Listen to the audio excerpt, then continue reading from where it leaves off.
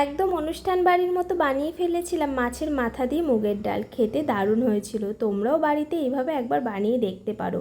ওদিকে আমি একটা কড়াই বসিয়ে দিয়েছি। কড়াই আমি বেশ কিছুটা মুগ ডাল ভালোভাবে ভেজে নেব। যতক্ষণ না লাল লাল আর একটা সুন্দর একটা গন্ধ আসছে ততক্ষণ কিন্তু এই মুগ ডালটা আমি ভালোভাবে ভেজে নেব। অনবরত নেড়ে নিতে হবে, নয়তো পুড়ে আসার একটা সম্ভাবনা, কালো কালো হয়ে যাওয়ার একটা সম্ভাবনা আছে। তাই সুন্দরভাবে লাল করে ভেজে নেব। কিন্তু ওদিকে আমার মুগ ডাল তো ভাজা কমপ্লিট।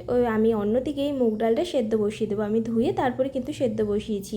ওদিকে মাছের মাথাগুলোর মধ্যে নুন আর হলুদ দিয়ে ভালোভাবে মেখে নিয়ে মাছের মাথাগুলো আমি ভালোভাবে ভেজে নেব। একদম লাল লাল কড়া করে কিন্তু আমি মাথাগুলো ভেজে নেব। দেখো এখানে আমি অন্যদিকে বললাম না, ডালগুলো আমি সেদ্ধ বসিয়ে দিয়েছি, তার মধ্যে কয়েকটা কাঁচা লঙ্কাও দিয়ে দিয়েছি। যখন ডালগুলো একটু হাফ সেদ্ধ হয়ে আসবে তখনই দিয়ে দেবো ওই মাছের মাথাগুলো। ওদিকে আমার ডালগুলো সেদ্ধ হতে থাকে, এদিকে আমি যে মশলাটা দেবো সেই মশলাটা বানিয়ে নিই। এখানে এই মশলার জন্য নিয়ে নিয়েছি আদা, রসুন, টমেটো, কাঁচা লঙ্কা দিয়ে ভালোভাবে একটা পেস্ট বানিয়ে নেব। আর ওদিকে কড়াই তেল আছে, সেই তেলেই দিয়ে দেবো তেজপাতা, শুকনো লঙ্কা, গোটা জিরে, আর মশলাটা যে বানালাম সেই মশলাটা দিয়ে দেবো।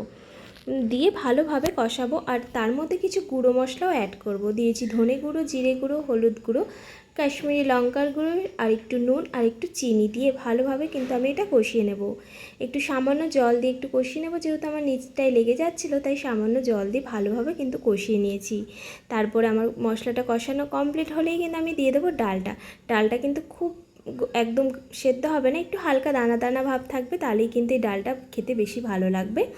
তোমরাও সেই বুঝে কিন্তু এই ডালটা সেইভাবে সেদ্ধ করো। নামানোর আগে একটু ঘি আর গরম মশলা অ্যাড করলাম। সত্যি বলছি খেতে পুরো হয়েছিল অনুষ্ঠানের বাড়ির মতো।